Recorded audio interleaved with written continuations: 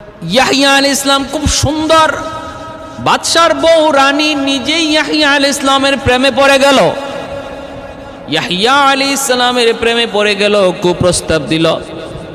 ইয়াহিয়া আলাইহিস সালাম তিনি নাকচ করে দিলেন। আল্লাহ পাক এতটাই পবিত্র একজন নবী তাকে বানাইলেন, কোনো নারীর প্রতি তার কোনো আকর্ষণই ছিল না।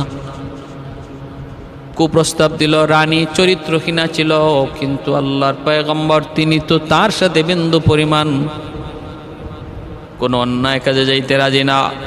কারণ সমস্ত নবীদেরকে আল্লাহ কুদরতি হাতে হেফাজত করেছে। ইউসুফ আলাইহিস সালামকে আল্লাহ পাক হেফাজত করেছে জুলাইখার হাত থেকে। কেমনে কয়? কুদরতি হাতে। ইউসুফ আলাইহিস সালাম দৌড় দিলেন, দরজার কিনারায় পৌঁছার আগে আল্লাহ দরজা খুলে দিলেন, কারণ তার অন্তরে ইয়াকিন ছিল আমার আল্লাহ সব পারে, আল্লাহ দরজা খুলে দিবে। আল্লাহ কয়, বান্দা আনা ইনদা বি আবদি জন্নি, আনা ইনদা জন্নি আবদি বি, আমার বান্দা আমার সাথে যেই পরিমাণ ধারণা রাখে, যেমন ধারণা রাখে আমি তার সাথে এমন আচরণ করি। টাস টাস করে দরজা খুলে গেল, 7টা গেট খুলে গেল। ইউসুফ আলাইহিস সালাম বের হয়ে আসলেন। আল্লাহ পাক নবীদেরকে এরকম ভাবে কুদরতি ভাবে হেফাজত করেন। ইয়াহিয়া আলাইহিস সালামকে আল্লাহ পাক চরিত্রহীনা দুশ্চরিত্রা নারীর হাত থেকে আল্লাহ হেফাজত করলেন, কিন্তু এই নারী সে তো খেপে গেল, ভিতরে ভিতরে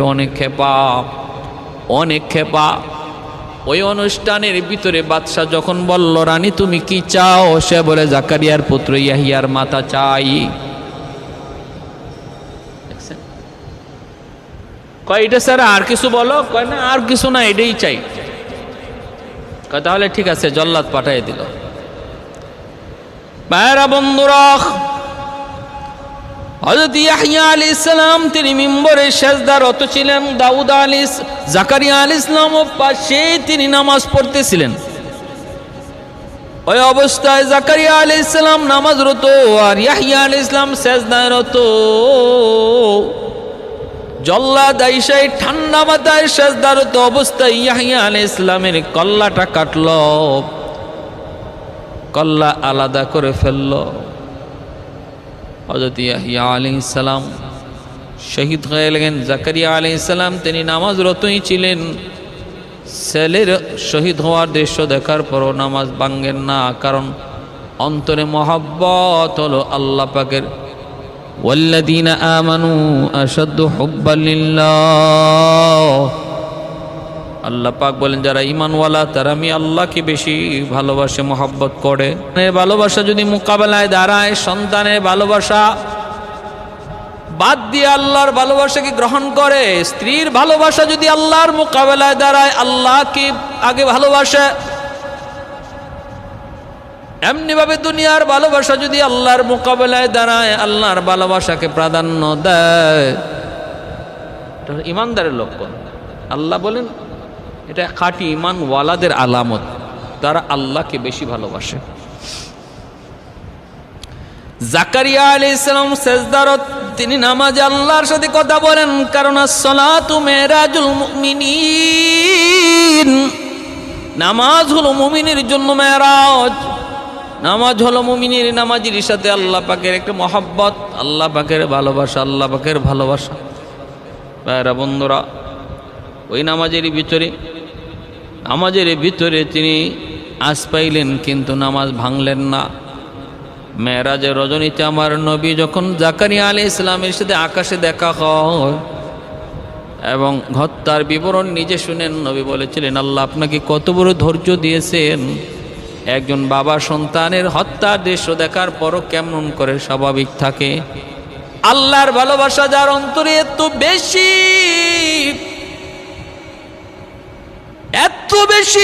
বেশি ভালোবাসা, বিধায় এটা সম্ভব হয়েছে, নতুবা সম্ভব নয়। ভাইরা বন্ধুরা, তবে মনে রাখবেন, যার অন্তরে যারে আল্লাহ যত বেশি ভালো পায়, তার দ্বারা ভুল কম হলেও সেটা বড় হয়ে যায়। হাসানাতুল আবরার সাইয়্যাতুল মুকাররাবিন, একজন আম মানুষ যা করে, একজন আলেম যদি তা করে, আওয়ামকে আল্লাহ ধরে না, কিন্তু আলেমকে আল্লাহ ধরে ফেলবে। একজন সাধারণ আলেম যা করলো, একজন বুজুর্গ আল্লাহওয়ালাও তা করলো, সাধারণ আলেমকে আল্লাহ পাকড়াও করবে না, কিন্তু বুজুর্গকে আল্লাহ পাকড়াও করে ফেলবে। একজন ওলি আল্লাহ যা করে তারে আল্লাহ ধরবে না, কিন্তু এই দুষ্টাই যদি একজন নবী করে আল্লাহ তারে পাকড়াও করে ফেলবে। কারণ যে আল্লাহর যত কাছে তার অপরাধ তত বড়, তার অপরাধ তত বড়। যে আল্লাহর যত কাছে তার অপরাধ ছোট হলো তত বড়। হাসানাতুল আবরার সাইয়্যাতুল মুকাররাবিন। ইয়াকুব আলাইহিস সালাম তাহাজ্জুদের নামাজরত, ইউসুফ আলাইহিস সালাম খাটের উপরে তিনি ঘুমাইতেছেন, মা নাই, মারা গেছেন, ঘুমন্ত সন্তান কান্না করছে, সাজদার জায়গা থেকে চোখটা একটু সরে গেছে সন্তানের দিকে, এতে করে আল্লাহ পাক নারাজ হয়ে গেছেন। আল্লাহ বলে, ইয়াকুব সন্তানের মহব্বত বুঝি আমি আল্লাহর চেয়ে বেশি বড় হয়ে গেল, আমার সাথে কথা বলতেছো, আমার দিকে তাকায় রইছো, সন্তানের কান্নার আওয়াজ শুনে তোমার চোখটা সন্তানের দিকে চলে গেল, আমার দিক থেকে মনোযোগ সরে গেল। আমি আল্লাহ সেটা বরদাস্ত করতে পারলাম না। ঠিক আছে না, এই সন্তানকে আমি তোমার পাশে রাখবো না, এই সন্তান তোমার চোখের সামনে রাখবো না, সন্তানকে তোমার চোখের আড়াল করে রাখবো। আর যেই চোখ তুমি সরাইছিলে আমার সাথে আমার দিকে তাকানো থেকে, এই চোখ আমি অন্ধ বানায় দেব। এজন্য সারাটা জীবন ইউসুফ আলাইহিস সালাম ইয়াকুব আলাইহিস সালামের চোখের আড়ালে ছিলেন। ইউসুফ আলাইহিস সালাম মিশরের প্রধানমন্ত্রী হলেন, তবু বাবাকে খবর দেন না, বাবা আমি ইউসুফ বেঁচে আছি।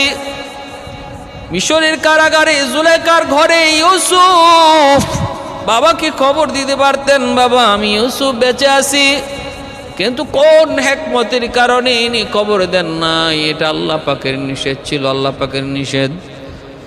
ভাইরা বন্ধুরা, জন্য বলতেছিলাম, এরে আল্লাহর গোলাম মনে রাখবা, নামাজ পড়তেছো, আল্লাহর হুকুম মানতেছো, দেখবা তোমার আমার উপরে মুসিবত আসবে বেশি। আরেকজনে নামাজ পড়ে না, রোজা রাখে না, হালাল হারাম মানে না, ওর উপরে পরীক্ষা কম, মুসিবত কম। তোমার আমার যদি একটু ভুল হয়, আল্লাহ পাক সাথে সাথে ভুল শুধরায় দিবে। কিছু বিপদ দিয়া, মুসিবত দিয়া আল্লাহ পাক সাথে সাথে ভুল শুধরায় দিবে, কারণ আল্লাহ তোমারে আমারে ভালোবাসে, মহব্বত করে। আর অত বেলাইনে আছে, বেপথে আছে, ওর পথে ও চলতেছে, এজন্য ওরে আল্লাহ ধরেও না, ওরে আল্লাহ কিছু পরীক্ষাও করে না, কারণ ওর আখেরাত বরবাদ, ওর আখেরাত বরবাদ। যার আখেরাত আলোকিত, তার দুনিয়ার ভিতরে বিপদ মুসিবত পরীক্ষা তত বেশি।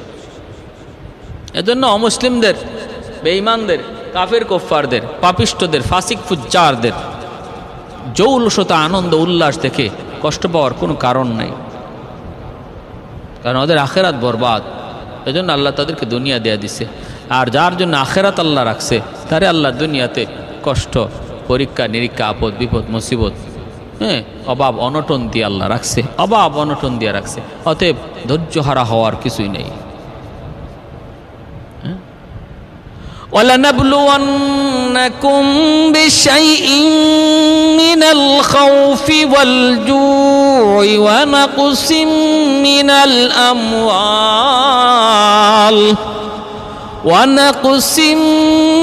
مِّنَ الْأَمْوَالِ وَالْأَنفُسِ وَالثَّمَرَاتِ وَبَشِّرِ الصَّابِرِينَ।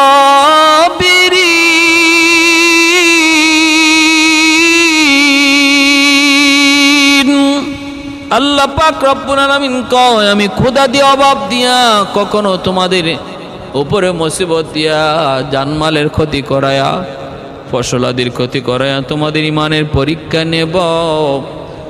যারা সবর করবা তাদের জন্য রয়েছে পুরস্কার, তাদের জন্য আমি আল্লাহর পক্ষ থেকে পুরস্কার। ভাইরা বন্ধুরা, জন্য বলতেছিলাম, জাকারিয়া আলাইহিস সালাম আল্লাহ নবীর কাছে বলছেন, মেরাজের রজনীতে মায়ার নবীর সাথে দেখা হয়েছে। ইয়াহইয়া আলাইহিস সালামের মাথাকে কর্তন করা হলো। এই খণ্ডিত মাথা, ওই যে ভাইরা বন্ধুরা, যেই মেয়ে 3 রাওয়ায়াতের কথা বললাম, প্রথম রাওয়ায়াতের কথা শুনেন। খণ্ডিত মস্তকটা যখন নিয়ে যাওয়া হলো, ওই রাজার ছেলের বউ পুত্রবধূ তার কাছে নিয়ে যখন দিল, নেও মাথা নেও, তোমাকে আবার বিবাহ করার ক্ষেত্রে যে বলছিল হালাল না হিল্লা করা লাগবে, তার মাথা লইয়া যাও। কয় কার? কই ইয়াহিয়ার। আমার ভাইরা কিতাবের ভিতরে লিখেন ইয়াহিয়া আলাইহিস সালামের কর্তিত মাথা থেকেও তখন আওয়াজ বের হইতেছিল, হালাল নয়, বৈধ নয়, অবৈধ, হিল্লা ছাড়া অন্যত্র বিয়ে বসা ছাড়া আবার বিয়ে করা হারাম, বৈধ নয়, অবৈধ। কর্তিত মাথা থেকে আওয়াজ বের হয়, সাথে সাথে একটা পাত্রের মধ্যে ডেকে ফেলে।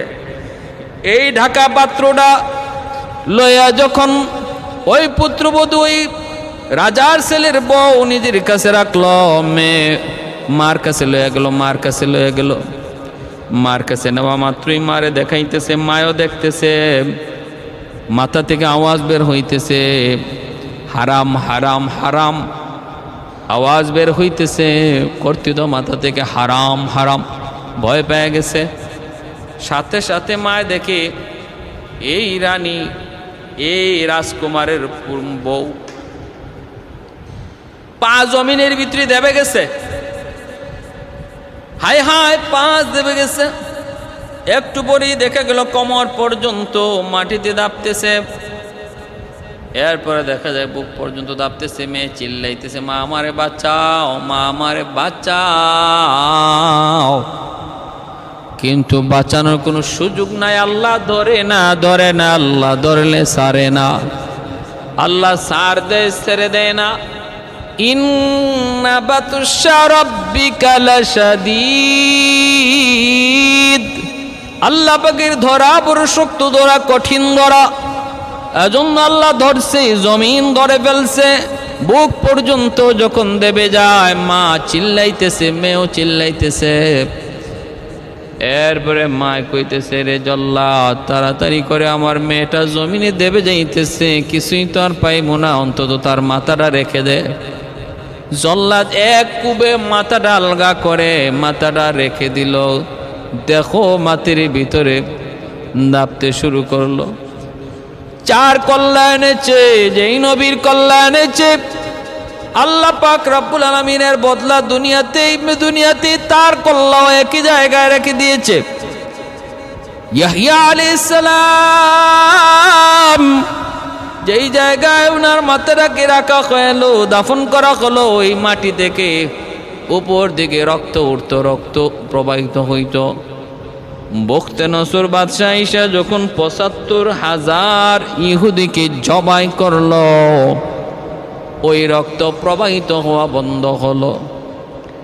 যে ইহুদিরা নবীদের সাথে এত খারাপ আচরণ করেছে, এত খারাপ আচরণ করেছে, জাকারিয়া আলাইহিস সালামের ব্যাপারেও এমন ঘটনা, ওনাকেও হত্যা করেছে এই বনি ইসরাইলের ইহুদিরা। বনি ইসরাইলের নবী অনুসারী যারা, তারা তো ছিল ভালো, কিন্তু এদের ভিতরে যারা মুনাফিক ছিল, এরা ছিল ইহুদি।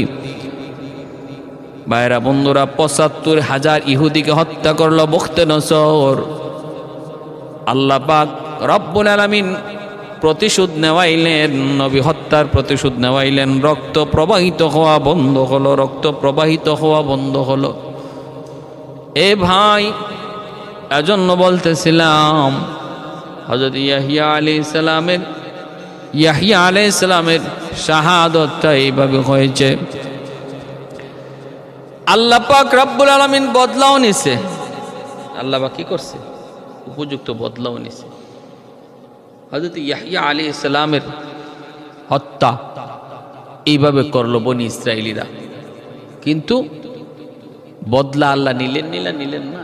আল্লাহ যথাযথ বদলা নিলেন। এজন্যই ইমানদার মোমেনদের সাথে যারাই যখন যে যুগে অন্যায় আচরণ করবে, আল্লাহ পাক এটা ধরবেন, আজ নয় কাল। জালেম দিয়া জালেমকে আল্লাহ শায়েস্তা করবেন। যারা মজলুমের উপরে জুলুম করেছে, ওই জালেম আজ নয় কাল আরেক জালেম দ্বারা আক্রান্ত হবে। বনি ইসরাইলের ইহুদিরা বড় জালেম ছিল, বহু নবী পয়গম্বরগণকে তারা শহীদ করেছে। ইয়া হাসরাতান আলাল ইবাদ, মা ইয়াতিহিম মির রাসূলিন ইল্লা কানু বিহি ইস্তাহজিউন। আল্লাহ পাক আফসোস করে করে বলেন, হায় আফসোস, আমার গোলামদের প্রতি আমি আল্লাহর বড় আফসোস। এরা আমার এমন কোনো নবী নাই যেই নবীর উপর সাথে ওরা ঠাট্টা করে নাই, মস্কারি করে নাই, জুলুম করে নাই। আমার এমন কোনো নবী নাই যেই নবীর উপরে আমার বান্দারা, আমার গোলামেরা তারা কোনো নির্যাতন করে নাই। সকল নবীর উপরই তার উম্মতেরা নূহ নবীর উপরে এত বৃষ্টির মতো পাথর ছিটাইতো, বৃষ্টির মতো স্তূপের নিচে পড়ে যেতেন আল্লাহর পয়গম্বর নূহ। সন্ধ্যার সময় জান্নাতি মলম লয়া জিব্রাইল আমিন হাজির হইতেন। স্তূপের নিচ থেকে পয়গম্বর নূহ আলাইহিস সালামকে তুলতেন, জান্নাতি মলম তিনি লাগাইতেন। এই জান্নাতি মলম লাগায় লাগায় কিছুটা সুস্থ করতেন। সুস্থ হওয়ার পরে নূহ নবী জিজ্ঞেস করতেন, নবী গো আগামীকাল কি কাজ? বলতেন, ভাই জিব্রাইল আগামীকাল কি কাজ? জিব্রাইল আমিন কয়, নবী গো আজকে যেই কাজ আগামীকালও সেই কাজ। দ্বিতীয় দিন দাওয়াত দিতেন, আবার বৃষ্টির মতো পাথর ওই স্তূপ থেকে আল্লাহর পাক আল্লাহ জিব্রাইলকে পাঠিয়ে তুলতেন। ওখান থেকে বের করিতেন, জান্নাতি মলম লাগাইতেন, শরীরটা সুস্থ হইত। প্রচন্ড ব্যথা। ভাই জিব্রাইল আগামীকাল কি কাম? বলে আজ যেই কাম আগামীকালও সেই কাম। এত নির্যাতন, এত নিপীড়ন আমার নবী, রহমতের নবী, সাইয়্যিদুল মুরসালিন নবী মুহাম্মদুর রাসূলুল্লাহর সাথেও তার উম্মতরা কম নির্যাতন করে নাই। আপনজন, প্রিয়জন, আপন চাচারা পর্যন্ত নবীকে জন্মভূমিতে থাকতে দেয় নাই। বাধ্য হয়ে আমার নবী মদিনায় হিজরত করতে হলো।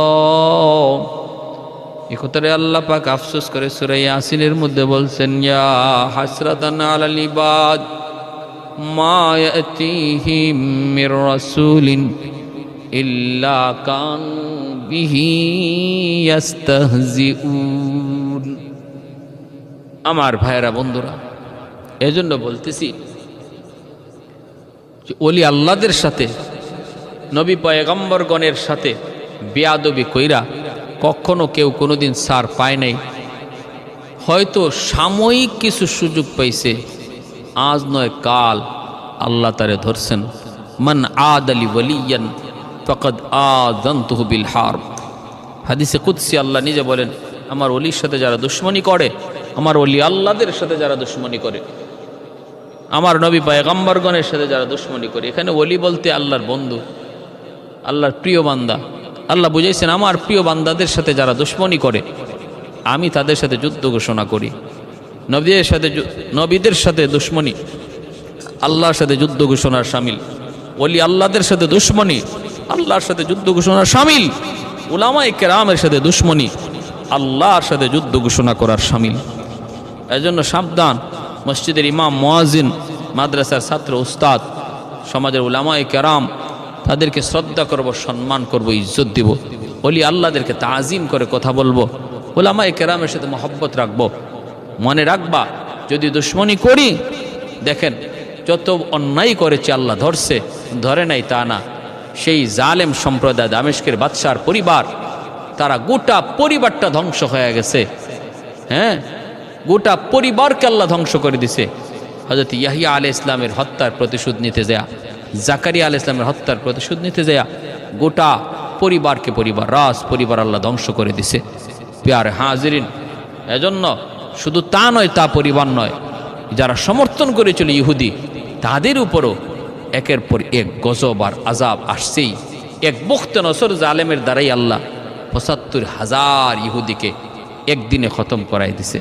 প্যারে হাজিরিন, এজন্য কেউ বুকে এই ধরনের দুঃসাহস দেখানোর চিন্তা কেউ না করি যে আমি পার পেয়ে যাব, আমার উপরে কেউ নাই, আমারে ধরার কেউ নাই।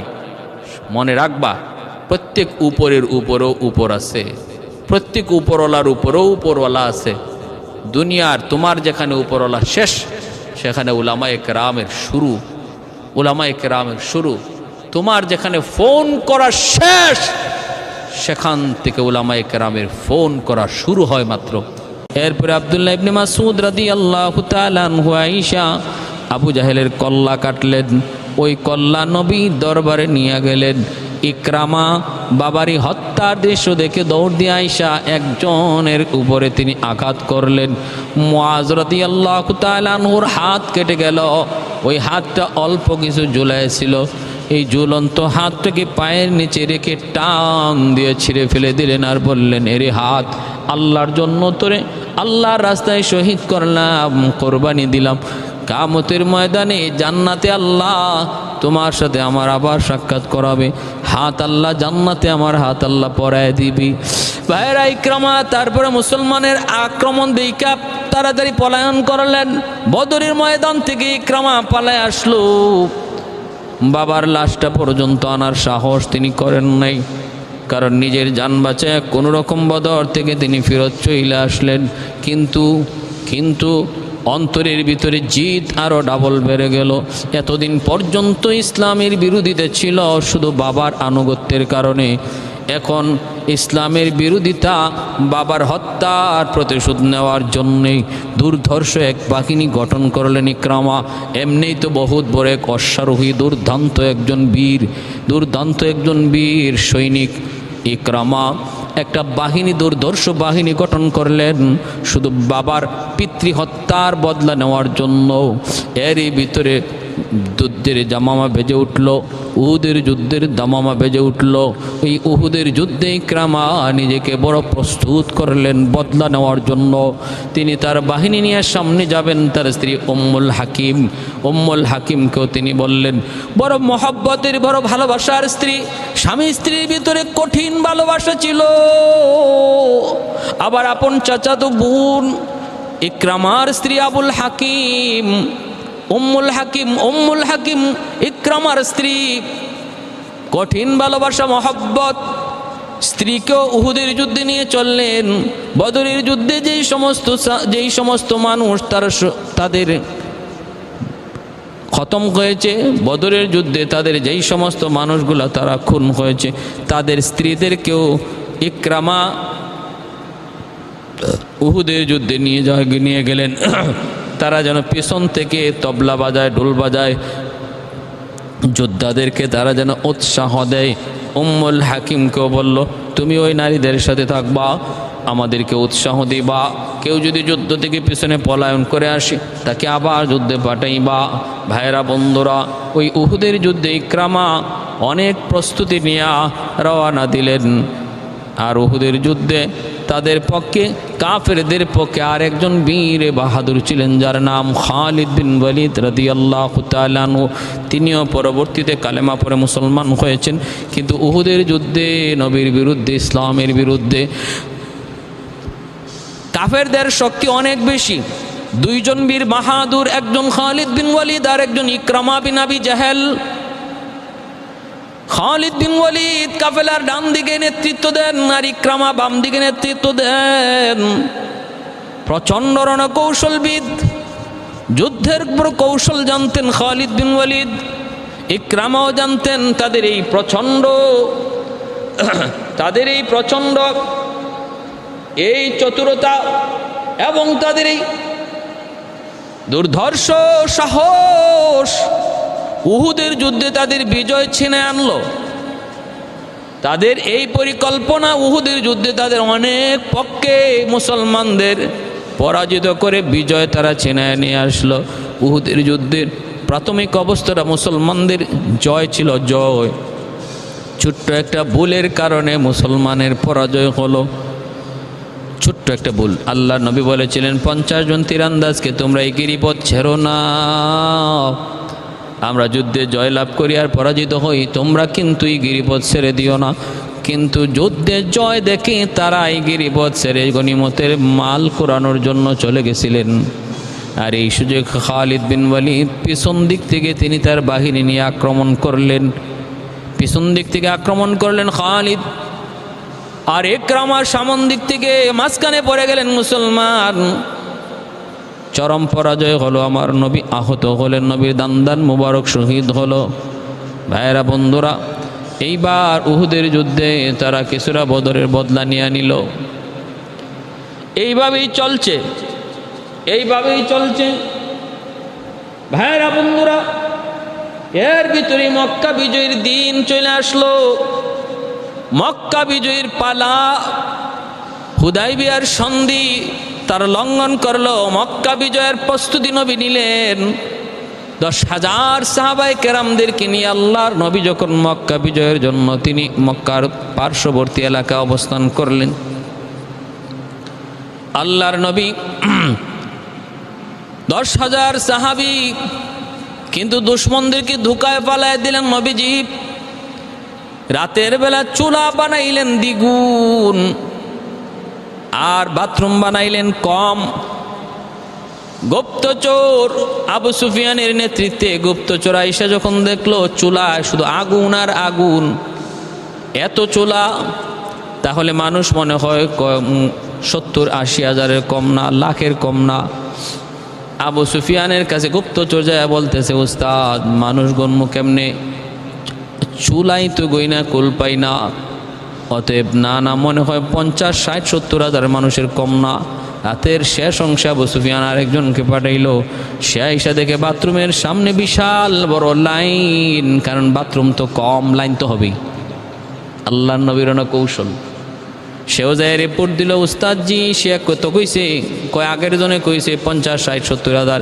কয় কি কোন 60-70 হাজার তো বাথরুমের সামনে দাঁড়ায় রয়েছে, তাবুর সামনে কি পরিমাণ আছে। সিদ্ধান্ত নিল আবু সুফিয়ান, না না আমরা বিরোধিতা করব না, বাধা দিব না। মুহাম্মদের সামনে প্রচুর সৈন্য রয়েছে, বাধা দিয়ে কোনো লাভ হবে না।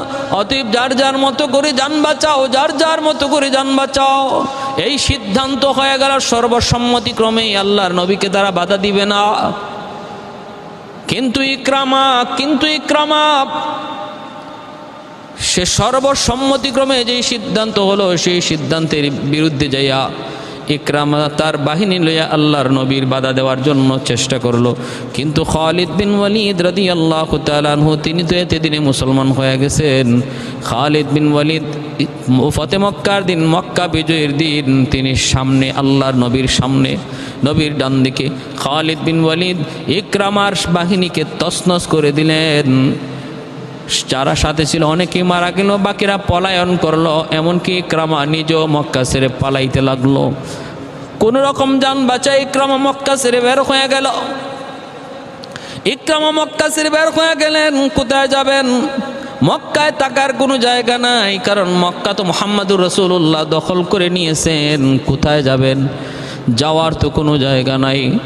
আল্লাহর নবী রহমতের নবী মক্কা জয় করে নিলেন আর নবী ঘোষণা দিলেন, শোনো বাইতুল্লাহ সামনে যারা বাইতুল্লাহ অবস্থান করবে তারা নিরাপদ। আবু সুফিয়ান এর ভিতরে ওই দিন কালেমা পড়ে মুসলমান হয়েছেন। আবু সুফিয়ান মুসলমান হয়ে গেছেন। এই আবু সুফিয়ানের সাথে আমার নবীর সম্পর্ক হলো নবীর শ্বশুর, আর নবী হলেন জামাতা উম্মে হাবিবা রাদিয়াল্লাহু তাআলা আনহা, আমাদের আম্মা জান, আমার নবীর পবিত্র বিবি। ওনার বাবা ছিলেন আবু সুফিয়ান, আর আবু সুফিয়ানের স্ত্রীর নাম ছিল হিন্দা। আবু সুফিয়ান মক্কা বিজয়ের দিন কালেমা পড়লেন। হিন্দাও মক্কা বিজয়ের দিন কালেমা পড়ে মুসলমান হয়ে গেলেন। ওইদিকে ইকরামার স্ত্রী উম্মুল হাকিম তিনিও হিন্দার সাথে 10 জনের মতো একজন মহিলা আমার নবীর সামনে আইসা তারা নিজেদের ইসলাম গ্রহণের কথা প্রকাশ করলেন।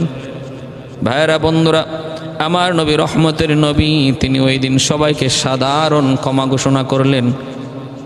লা তাসরিবা আলাইকুমুল ইয়াউম, আল ইয়াউম ইয়াউমুল মারহামা।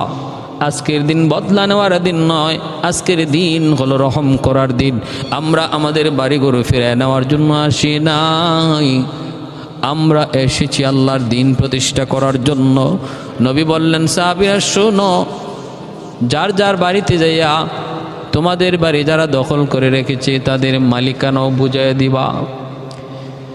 বাড়ির দখল ফিরে নেওয়ার জন্য মক্কা বিজয় করি নাই, বরং আমাদের বাড়িঘর যারা দখলে আছে তাদেরকে দখলের সাথে মালিকানাও বুঝাই দিয়ে আসো। সাহাবীরা কই, নবী গো, কত সুন্দর আখলাক, কেমন ধৈর্য দিয়ে আল্লাহ আপনারে বানাইছে গো নবী। আপনি কি ভুলে গেছেন মক্কার মানুষগুলি কত নির্যাতন করছে আমাদের উপর? নবী বললেন, চোখের পানি ঝরে সাহাবীরা, তোমাদের উপরে যে নির্যাতন হয়েছে আমি নবী ভুলি নাই। আমার উপর যে নির্যাতন হয়েছে মক্কায়, তোমরা কি ভুলে গেছো? না গো নবী, আমরাও ভুলি নাই। আল্লাহ নবী বললেন, আমি যদি আমার নির্যাতনের কথা ভুলে গিয়া তাদেরকে মাফ করে দিতে পারলাম, তোমরা কেন মাফ করতে পারবো না? আল্লাহ নবী সাধারণ ক্ষমা ঘোষণা করে দিলেন, কিন্তু কিছু কিছু মানুষকে নবী, কয়েকজন মানুষের ব্যাপারে নবী নাম উল্লেখ করে বললেন, এদের মাফ নাই, এদের মাফ নাই, এদেরকে যেখানে পাবা সেখানে হত্যা করবা। এর ভিতরে একজন হলো নবীর প্রিয় চাচা আমির হামজা রাদিয়াল্লাহু তাআলা আনহুর খুনি, যার নাম ছিল ওয়াহশী। উহুদের ময়দানে নবীর কলিজা টুকরা চাচা, নবীর কলিজা টুকরা চাচা হযরত হামজা, আমির হামজা রাদিয়াল্লাহু তাআলা আনহুকে খুন করেছিল ওয়াহশী। এই ওয়াহশীর ব্যাপারে নবী বললেন, ওয়াহশীকে যেখানে পাবা সেখানে হত্যা করবা। 2 নম্বর হলো ইকরামা বিন আবি জেহেল, ইকরামারে যেখানে পাও সেখানে হত্যা করো। আল্লাহর নবী ঘোষণা দিলেন, কেউ বাধা দিল না, ইকরামা বাধা দিল, যার কারণে কিছু রক্তপাত ঘটে গেল, কিছু রক্তপাত ঘটল। অতএব ইকরামারে যেখানে পাও সেখানে আটকাও। নবী এইভাবে ঘোষণা দিলেন। আরেকটা বেঈমান নবীর দুশ্মন, নবীরে গালাগালি করতো, আল্লাহর নবী তার ব্যাপারেও বললেন, ওরে যেখানে পাও সেখানে ধরো। সে নিজেকে বাঁচানোর জন্য বাইতুল্লাহর দরজার পাশে যেয়ে দাঁড়ায় রইল, কারণ সে জানতো হেরেমের ভিতরে মুসলমান কখনো খুন খারাপি করে না, এটা আল্লাহর নির্দেশ। কিন্তু আল্লাহ পাক রব্বুল আলামিন জানায় দিলেন, বন্ধু ওই নাফরমান সে যদিও আমার ঘরে দাঁড়ায় আছে নিরাপত্তার উসিলা লইয়া, যাও আমি আল্লাহর নির্দেশ দিলাম ওরে আমার ঘরের সামনে খুন করো, কারণ আমি আল্লাহ সব সইতে পারি, কিন্তু আমার হাবিব আমার বন্ধুকে যে গালি দেয় আমি আল্লাহ সইতে পারি না। মান সাব্বা নাবিয়ান ফাকতুলু। আল্লাহর নবী সাহাবীদেরকে আদেশ করলেন, বাইতুল্লাহ হেরেমের ভিতরে ওরে খুন করা হলো। তাহলে চিন্তা করে দেখেন, নবীকে গালি দিলে, আল্লাহর নবীকে কেউ অপমান করলে তার শাস্তিটা কেমন কঠিন। যেখানে হত্যা করা, যেখানে খুন করা, যেখানে বিচার করা নিষেধ, ওই জায়গায় পর্যন্ত আল্লাহ আদেশ দিলেন, ওরে ওখানে খুন করো, ওখানেই খুন করো। এত বড় জঘন্য অপরাধ, এটা মাফ করার মতো নয়। এই অপরাধ কোনো জায়গায় মাপ পাওয়ার মতো নয়। আমার ঘরের ভিতরে ডুইকাও যদি বসা থাকে, ওরে ধইরা আনো, ওরে ওখানে খুন করো। জানতেন কোনো বিষয় নয়। অতএব নবীর গালি দিবে আর আমি যদি চুপ থাকি, নিঃসন্দেহে আমি মুনাফিক, আমি মুসলমান নই। ইযা সাররাতকা হাসানাতুকা ওয়া ইযা সাআতকা সাইয়্যাতুকা ফাআনতা মুমিন। সাহাবী জিজ্ঞেস করেন, মাল ঈমান ইয়া রাসূলুল্লাহ, ঈমান কাকে বলে গো নবী? নবী বলেন, ইযা সাররাতকা হাসানাতুকা ওয়া ইযা সাআতকা সাইয়্যাতুকা ফাআনতা মুমিন। যদি ইসলামের পক্ষে কথা শুনলে তোমার ভালো লাগে, আল্লাহ রসুলের বিপক্ষে কথা শুনলে তোমার খারাপ লাগে, তাহলে বুঝবা তোমার ঈমান আছে। আর নবীর বিরুদ্ধে কথা শুনলে যদি তোমার খারাপ না লাগে, কারণ যে বলছে সে তোমার ভাই, নবীর বিরুদ্ধে যে বলছে সে তোমার বন্ধু, সে তোমার নেতা, সে তোমার নেত্রী, এই কারণে যদি তোমার খারাপ না লাগে, প্রতিবাদের ইচ্ছা না জাগে, মায়ার নবী বলেন, তুমি যত বড় নামাজি হও, যত বড় পাগড়িওয়ালা হও, যত বড় হাজি হও, গাজী হও, নবী বলেন ঈমান নাই, ঈমান নাই, ঈমান নাই, বেঈমান। এটা ঈমানের স্কেল, এটা ঈমানের স্কেল। এবার এই স্কেল দ্বারা আমি আমার ঈমান মাপতে পারি, আমার ঈমান আছে না নাই, কদ্দুর আছে, কি পরিমাণ আছে। আল্লাহ নবী রহমতের নবী বলেন, ওরে হত্যা করো, ওরে ওখানে হত্যা করা হয়েছে। ইকরামাকে যেখানে পাও ধরো। ইকরামা নিজেকে বাঁচানোর জন্য মক্কা ছেড়ে ইয়ামেন চলে যাবে। ইয়ামেন স্ত্রী হিন্দা সহ 10 জন মহিলা নবীর সামনে আইসা হিন্দা কাপড় দিয়া মুখটা ঢাইকা বলতেছে, হিন্দাও তো আমার নবীর প্রিয় চাচা আমির হামজা রাদিয়াল্লাহু তাআলা আনহুর কলিজা চিবায়া খাইছিল হিন্দা, উতবার মায়া। আমার ভাইরা বন্ধুরা, মায়ার নবী দয়ার নবীর সামনে এসে বলতেছে, মুহাম্মদ তোমার সাথে আমার কঠিন আত্মীয়তা, এই আত্মীয়তার দোহাই দিয়া বলি আমাকে নিরাপত্তা দাও। আমি কালেমা পড়ে মুসলমান হয়ে গেলাম, অন্যায় করেছি, অপরাধ করেছি, ভুল করেছি। আল্লাহ নবীর সাথে আত্মীয়তার সম্পর্ক কি? আবু সুফিয়ানের স্ত্রী যদি হয় হিন্দা, আবু সুফিয়ান তো হলো নবীর শ্বশুর, তাহলে হিন্দা শাশুড়ি। ভাইরা বন্ধুরা, এবার আল্লাহর নবী সাথে সাথে তারে ক্ষমা করে দিলেন, মাফ করে দিলেন। নবী বলতেছেন ঠিক আছে আমি মাফ করে দিলাম। আল্লাহর নবী তার নিরাপত্তা দিলেন, হিন্দাও কালেমা পড়ে মুসলমান হয়ে গেলেন। এবার উম্মে হাকিম ইকরামার স্ত্রী দ্বারা বলতেছে, নবী গো আমিও আমার ঈমান প্রকাশ করলাম, আমিও কালেমা পড়ে মুসলমান হয়ে গেলাম। ওগো নবী আপনি বড় মহান দিলের মানুষ, মহান দিল উদার মনের মানুষ। এই মক্কার জমিনে যেই পরিমাণ নির্যাতন আপনার উপর হয়েছে, আপনার সাহাবীর উপর হয়েছে, এরপরে আপনি এইভাবে সাধারণ ক্ষমা ঘোষণা করার কথা না, বদলা নেওয়ার কথা, কিন্তু আপনি বদলা না নিয়ে যে এইভাবে ক্ষমা করে দিয়েছেন গো নবী, আপনি উদার দিলের পরিচয় দিয়েছেন। এমন আখলাক আমি আমার অন্তত নজরে পড়ে না। আল্লাহর জমিনে এমন আখলাকওয়ালা আরেকজন মানুষ আল্লাহ বানাইছে কিনা আল্লাহ ভালো জানে। আমি আপনার উত্তম চরিত্র, উত্তম আখলাকের প্রশংসা করি। আর নবী গো একটা আবদার জানাই গো নবী, আমার স্বামী ইকরামা বিন আবি জাহেল, সে তো অন্যায় করেছে, অপরাধ করেছে। আমি আপনার কাছে তার পক্ষ থেকে আমানত, আপনার কাছে নিরাপত্তা চাই। ওগো নবী আপনি তার পক্ষ থেকে আপনার কাছে নিরাপত্তা চাই। ভয়ে সে মক্কা ছেড়ে ইয়ামেনের দিকে পালাইতেছে। আপনি যদি আমার স্বামী ইকরামার নিরাপত্তা দেন, আমি দোয়া করি আল্লাহ আপনার নিরাপত্তা আল্লাহ বাড়ায় দেন। এমনভাবে মায়ার সুরে কান্না করে করে স্ত্রী নবীর সামনে স্বামীর ব্যাপারে আবদার করলো, সুপারিশ করলো। ও আমার নবীর দিল কত নরম। নবীর চোখ সামনে কেউ চোখ দেওয়া পানি আসলে আমার নবীর চোখ থেকে দর দর করে পানি চলে আসতো। আমার নবী কারো কান্নায় কখনো হাসতে পারতেন না, দুশ্মনের কান্নায় নবী কাঁদতেন। ভাইরা বন্ধুরা, নবী তখন ইকরামার স্ত্রী উম্মে হাকিমকে বলতেছেন, যাও আমি ইকরামার নিরাপত্তা দিলাম। এই কথা শোনা মাত্রই উম্মে হাকিম স্বামীর সন্ধানে বের হয়ে গেলেন। সাথে নিলেন একজন রোমান গোলামকে সাথে নিয়ে, নিজেরই একটা রোমান গোলামকে সাথে নিয়ে স্বামীর সন্ধানে বের হয়েছেন। রাস্তার মধ্যে ওই গোলাম উম্মে হাকিমের সাথে অন্যায় কাজ করার জন্য আবদার জানাইলো, ফুসলাইতে লাগলো। শয়তান এসে ঢুকছে। দেখবেন বেগানা নারী আর পুরুষ যদি একত্রিত হয়, মাঝখানে মনে রাখবা আরেকজন আসে, সে হলো তৃতীয় জন ইবলিস।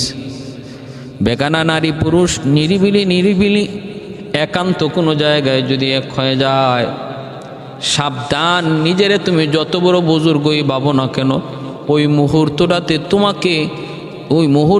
তোমাকে পরাস্ত করার জন্য, তোমাকে ধরা খাওয়ানোর জন্য মিস্টার ইবলিস অনেক শক্তি নিয়ে হাজির হয়। এজন্য কখনো বেগানা নারীর সাথে বেগানা পুরুষ একান্তে নিরিবিলি একা জায়গার মধ্যে একত্রিত হওয়া যাবে না। কোনো কারণে যদি এক হয়েও যায়, সাথে সাথে দ্রুত হয়ে যাবে, দ্রুত সরে যাবে। নিজের পিরাগির, নিজের বুজুর্গির তখন বাহাদুরি করে কোনো লাভ নাই। এমন বহু বুজুর্গরে শয়তান পানি খাওয়াই দিছে, একদম নাকে চুবানি খাওয়াই দিছে বহু অলি আল্লাহরে, বহু বুজুর্গরে। অতএব সাবধান, বেগানা কোনো নারীর সামনে যেয়া নিজের বুজুর্গির বাহাদুরি করে কোনো লাভ নাই। যত পারা যায় এদের থেকে দূরে থাকা, এখান থেকে দূরে থাকা। এটা আগুন। আগুনের পাশে মম নিয়ে যদি মমরে আপনি বলেন মমরে তুই গলবি না, কোনো দিন সেটা সম্ভব নয়। আগুনের পাশে মম নিলে মম অটোমেটিক গলবে, অটোমেটিক গলে যাবে। হ্যাঁ, এই রোমান গোলাম ইকরামা রাদিয়াল্লাহু তাআলার স্ত্রী উম্মে হাকিমের সাথে অন্যায় করার জন্য ফুসলাইতে লাগলো। একা একা দুজন, উনিও স্বামীর খুঁজে বের হয়েছে পাগলের মতো। উম্মে হাকিম তারে শুধু আশা দিয়া কৌশল করে সামনের দিকে নিয়ে যাচ্ছেন। কারণ সেটা একজন পুরুষ, যদি না করেন তাহলে পারবেন না। সে পুরুষ জোর জবরদস্তি শুরু করবে, খুন খারাপি হইতে পারে। এজন্য কৌশল করে বুদ্ধি করে আশা নিরাশা এর ভিতরে টানা দোটানার ভিতরে সামনের দিকে আগায় নিতেছেন। নিয়ে তিনি একটা বস্তির ভিতরে ঢুকেই চিৎকার করে উঠলেন, আমাকে বাঁচাও, সাহায্য করো। বস্তির মানুষেরা দৌড়ে আসলো, তারপরে বললেন, এই গোলাম আমার সাথে অন্যায় করতে চায়, আমাকে তোমরা ওর কাছ থেকে বাঁচাও। এলাকার মানুষজন তো কোনো এই গোলামকে বন্দি করলো। এরপরে উম্মে হাকিম একাই তিনি স্বামীর সন্ধানে বের হলেন। খুঁজতে পেয়ে গেলেন নদীর পারে। দেখা যায় একটা নৌকা মাঝির সাথে তার স্বামী ইকরামা মাঝিওয়ালার সাথে কথা বলতেছেন। মাঝিওয়ালার কাছে যায় তিনি বলতেছেন, ভাই আমার নদী পার করে দে, আমি ইয়ামেন চলে যাব। মাঝিওয়ালা বলতেছে, আমি আপনাকে নদী পার করায় দেব, এর আগে প্রমাণ করেন আপনি ভালো মানুষ। কয় কেমনে প্রমাণ করব? কয় আপনি কালেমা পড়েন। তখন ইকরামা কয়, কসকি বেটা, এই কালেমার বই তো মক্কা ছেড়ে ইয়ামেন পালাইতেছি। এর ভিতরে উম্মে হাকিম যায় হাজির হইয়ে স্বামীকে দেখেই জড়ায় ধরছে, আর স্বামীকে বলতেছে, স্বামী গো, ও স্বামী তুমি ইয়ামেন যেও না, জন্মভূমি ছেড়ে ওই জায়গায় যায় তুমি কেমন করে থাকবে? এখানে তোমার সব, এখানে আমরা একা কেমন করে তুমি ইয়ামেন থাকবা, ওই দেশে থাকবা? না, জন্মভূমি ছেড়ে তুমি যেও না, আমি মুহাম্মদুর রাসূলুল্লাহর কাছ থেকে তোমার নিরাপত্তার গ্যারান্টি নিয়ে এসেছি। দু জাহানের বাদশা, সরওয়ার দু জাহান, খুলুকে আজিমের অধিকারী নবী, রহমতের নবী, মায়ার নবী, ওনার কাছ থেকে আমি তোমার নিরাপত্তার গ্যারান্টি নিয়ে এসেছি। না, তোমার ইয়ামেন যাওয়া লাগবে না। ভাইরা বন্ধুরা, এইবার ইকরামা বলতেছি, কও কি তুমি? বলে মোহাম্মদ আমাকে নিরাপত্তা দিয়েছেন। বলে হ্যাঁ। আর স্বামী গো, আমি কালেমা পড়ে নিজে মুসলমান হয়ে গেছি। এতদিন ভুল পথে ছিলাম, অন্ধকার জগতে ছিলাম, আলোর পথ পেয়ে গেছি। চলেন, আপনিও চলেন, আপনাকে তিনি নিরাপত্তা দিয়েছেন। ইকরামার মনটা নরম হয়ে গেল, ফিরে আসলো, আর রাস্তার মধ্যেই তিনি গোলামের কথা জানাইলেন। ইকরামা গুসায় তিনি ওই গোলামের কাছে যায় গোলামকে হত্যা করলেন। তারপরে স্ত্রীকে নিয়ে তিনি রওনা দিলেন। রাস্তার মধ্যে স্বামী স্ত্রী দুজন একান্ত, এখানের মধ্যে স্বামী স্ত্রী আবেগ জড়িয়ে গেল। তিনি স্ত্রীকে ধরতে চাইলেন। উম্মে হাকিম বলেন, শোনেন স্বামী গো, আমি এখন মুসলমান, তুমি এখনো কাফির, নবীর হাতে কালেমা পড়ে মুসলমান হও নাই। আমি হলাম মুসলমান পবিত্র, আর তুমি অপবিত্র। এই অবস্থায় তোমার আমার এখনো এইরকম মিলন হওয়া সম্ভব নয়। ইকরামা তখন কয়, বিবি তুমি এমন কথা বললা, তোমার আমার মিলন, তোমার আমার কাছে আসা মহব্বত, যেই জিনিস বাধা দেওয়া রাখছে সেটা সাধারণ কোনো বিষয় হতে পারে না। অতএব তাড়াতাড়ি আমাকে ইমানের কাছে নিয়ে চলো, ইমানের সন্ধানে নিয়ে চলো। আল্লাহ নবীর সামনে এসে ইকরামা হাজির। মায়ার নবীর কাছে জিবরাইল খবর দিয়া দিছেন, নবী গো ইকরামা আসতেছে, ইকরামার সম্মানে আপনি সুস্বাগতম জানান। আল্লাহ নবী সাহাবায়ে কেরামদেরকে বললেন, সাহাবীরা একটু ইকরামাকে সুস্বাগতম জানাও। এতদিন পর্যন্ত যে ইকরামা আমাদের বিরুদ্ধে ছিল, আবু জাহেলের সন্তান, বাবা ইসলামের এত বড় কঠিন দুশ্মন ছিল, তার বাবাকে তোমরা গালি দিও না, কারণ ইকরামা মুসলমান হওয়ার জন্য আসতেছে। মৃত মানুষকে গালি দিলে মৃত মানুষ কিছু শুনে না, কিন্তু তার সন্তান কষ্ট পায়, এজন্য মৃত মানুষকে গালি দিও না। আল্লাহর নবী রহমতের নবী এইভাবে বললেন। ইকরামা কাছে আসতে মায়ার নবী দৌড় দিয়ে যায় ইকরামাকে জড়ায় ধরলেন। ভাইরা বন্ধুরা, হাদিসের মধ্যে এসেছে মায়ের নবী তখন চাদরটাও ঠিক মতো গায়ে নিতেছিলেন না, চাদরটা টানেন আর দৌড়েন যায় ইকরামাকে স্বাগতম জানাইলেন। ইকরামাকে আল্লাহর নবী যায় বসাইলেন, মুচকি হেসে আল্লাহর নবী সুস্বাগতম জানান। ইকরামা কই, নবী গ আমার স্ত্রী উম্মে হাকিম বলেছে আপনি নাকি আমাকে নিরাপত্তা দিয়েছেন, কথাটা কতটুকু সত্য? আল্লাহর নবী বললেন, যা বলেছে তোমার স্ত্রী সব সত্য, আমি তোমাকে নিরাপত্তা দিয়েছি। এই কথা বলতেই তখন ইকরামা বলতেছে, এবার আপনি আমার কাছে কি চান বলুন। আল্লাহর নবী বলেন, ইকরামা কিছুই চাই না, চাই শুধু এক আল্লাহর স্বীকৃতি দাও।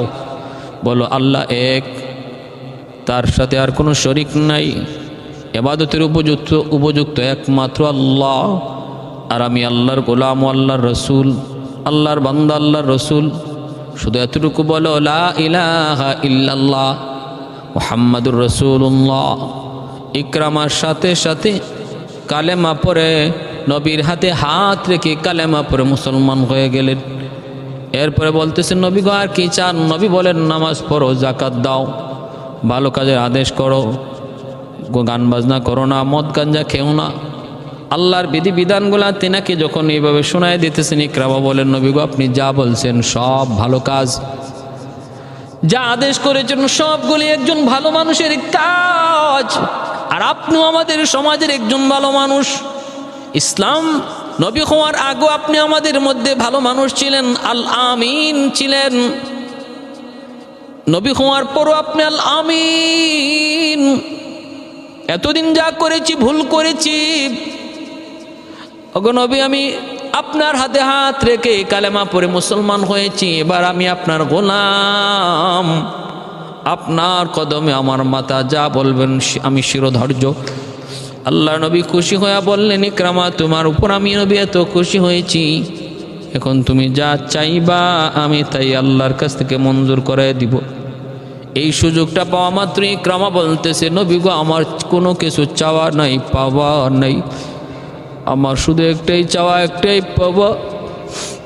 এতদিন পর্যন্ত আমি অন্ধকার জগতে ছিলাম, সরাসরি আপনার সাথে বিরোধিতা করেছি, কত ষড়যন্ত্রের জাল বুনেছি, এই তলোয়ার দ্বারা কত মুসলমান ভাইয়ের কল্লা আলাদা করেছি, কত মুসলমান ভাইয়ের রক্ত ঝরাইছি।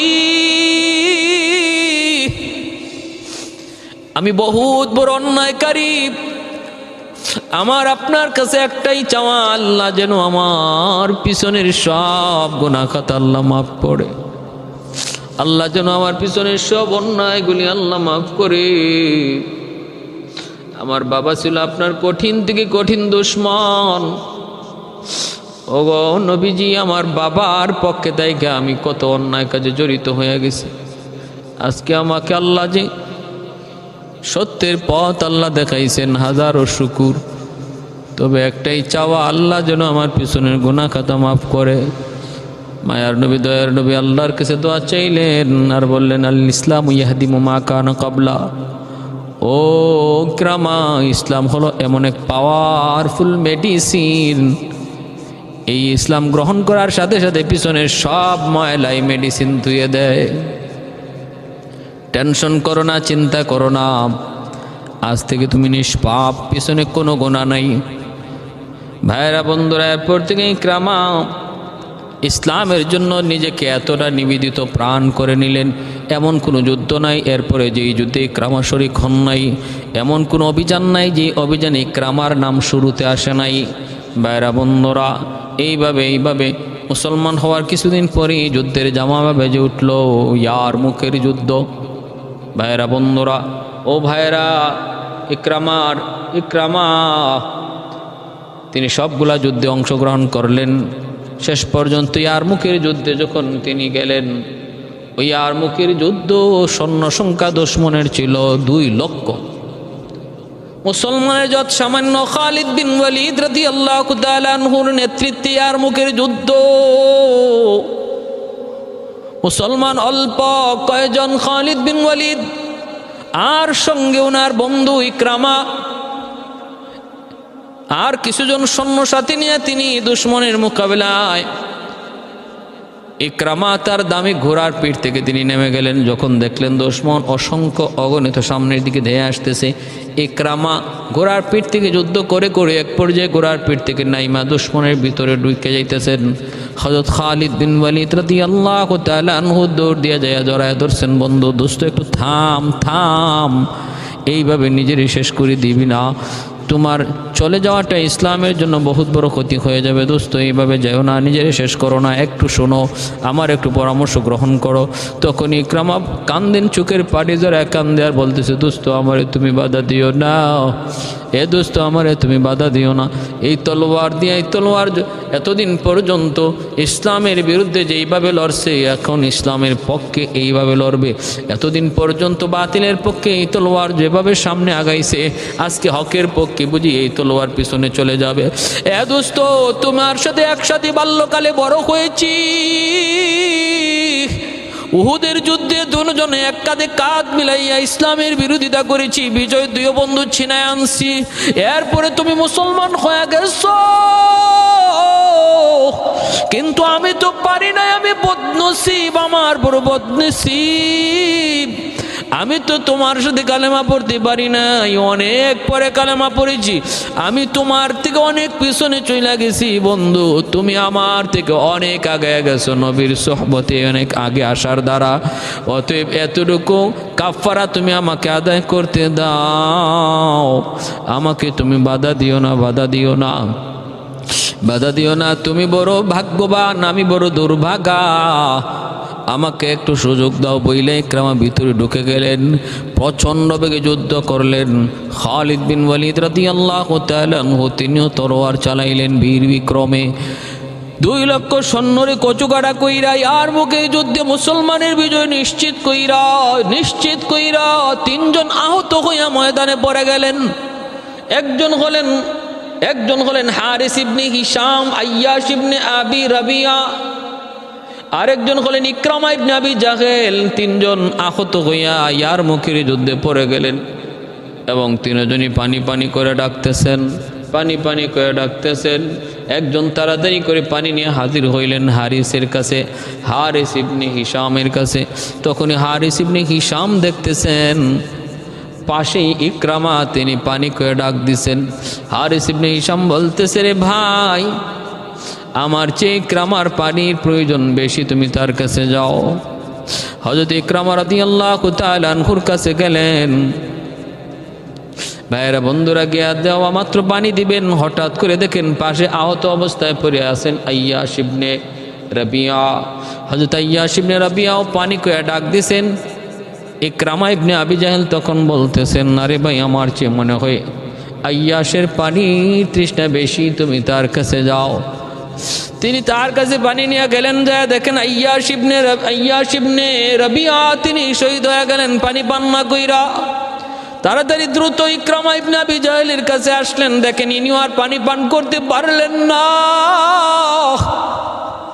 ইনিও শহীদ হয়ে গেলেন। এরপর দৌড় দিয়া তিনি চলে গেলেন হারিস ইবনে হিশামের কাছে, যায় দেখেন তিনিও আর পানি পান করতে পারলেন না, শহীদ হয়ে গেলেন। ভাইরা বন্ধুরা, ইকরামা রাদিয়াল্লাহু তাআলা আনহু তিনি আবু জাহেলের সন্তান, পরে তিনি ইসলামের এত বড় মুজাহিদ হলেন। শুধু এত বড় মুজাহিদ নাই, ইয়ারমুখের যুদ্ধে তিনি শহীদ হলেন এবং তিনি ইসলাম গ্রহণ করার পর সর্বদা মসজিদে নববীতে কাটিয়ে দিতেন, সর্বদা কোরআন তেলাওয়াত করতেন, চোখ দিয়া পানি ঝরতো আর কান্না করতেন, নবীর দরবারে বসে বসে হাদিস শুনতেন। বুখারী মুসলিম হাদিসের অনেক হাদিসের কিতাবে রাবীদের মধ্যে ইকরামা রাদিয়াল্লাহু তাআলা আনহার নাম রয়েছে। বহু হাদিসের রাবী হয়েছেন। ভাইরা বন্ধুরা, ইসলাম ত্যাগ শিখায় গেছে, আদর্শ শিখায় গেছে। দেখেন, এক ভাই আর এক ভাইয়ের জন্য জীবন দিয়া দিছে, নিজের স্বার্থটা কোরবানি দিয়া আরেক ভাইয়ের স্বার্থকে প্রাধান্য দিছে। নিজের পানির তৃষ্ণা কত বেশি, এরপরও নিজে পানি চান না, আরেক ভাইয়ের পানির জন্য পাঠায় দিছে। এই মানুষগুলাই ইসলাম গ্রহণ করার আগে নিজের স্বার্থের জন্য আরেকজনকে খুন করেছে। শুধু নিজের পানি খাওয়া না, উটের পানি পান করার জন্য আমার উটে আগে পানি পান করবে, তোরটা পরে, এই নিয়ে ঝগড়া, খুন করে ফেলেছে। উটের পানি পান করা নিয়ে যুদ্ধ হয়েছে, যুগকে যুগ, মাসকে মাস, বছরকে বছর। ওই মানুষগুলো ইসলাম গ্রহণ করার পর এতটা আদর্শবান হয়ে গেছেন, এখন নিজে পানি পান না কইরা আরেক ভাইকে পানি পান করতে বলে, অথচ নিজেই পানির তৃষ্ণায় শহীদ হলেন। এর নাম হলো ইসলাম, এর নাম হলো ইসলাম। ভাইরা বন্ধুরা, ইসলাম মানুষকে মানুষ বানায়, আদর্শ মানুষ বানায়। দেখেন, আমার নবীর সাহাবী হয়ে গেছেন আবু জাহেলের সন্তান ইকরামা। হ্যাঁ, খালি সাহাবী না, বহুত বড় সাহাবী হয়েছেন, ইসলামের বহুত বড় বীর বাহাদুর হয়েছেন, হাদিসের বহুত বড় রাওয়ী হয়েছেন, ইসলামের বহুত বড় খেদমত করেছেন, বহু খেদমত করেছেন। কিন্তু ইসলামের শুরু যুগটা ছিল বাবার নেতৃত্বে, প্রথম দিকটা ছিল বাবার নেতৃত্বে, ইসলামের বিরুদ্ধে। আমার ভাইয়েরা বন্ধুরা, এই হলো সাহাবায়ে কেরামের ত্যাগ আর কুরবানি। তাদের এই ত্যাগ আর কুরবানির কারণে আজ আমরা ইসলাম পেয়েছি, আজ আমরা ইসলাম পেয়েছি। যে ইসলামের গোড়ায় সাহাবায়ে কেরামের অসংখ্য অগণিত সাহাবায়ে কেরামের রক্ত ঝরেছে। ইসলাম নামক এই বৃক্ষের গোড়ায় সাহাবায়ে কেরামের রক্তের স্রোত বয়ে গেছে। আজ এই বৃক্ষ আমাদের চোখের সামনে আমরা শেষ করে দিচ্ছি। এই বৃক্ষের পাতা, ডাল, ফল সব কিছু আজকে আমাদের দ্বারা নষ্ট হচ্ছে, আমাদের দ্বারা নষ্ট হচ্ছে। মুসলমান কেমন করে জবাব দিবা আল্লাহর সামনে? কেমন করে জবাব দিবা ইকরামার সামনে? কেমন করে জবাব দিবা খালিদ বিন ওয়ালিদের সামনে? কেমন করে জবাব দিবা? হ্যাঁ, যারা ইসলামের জন্য জীবন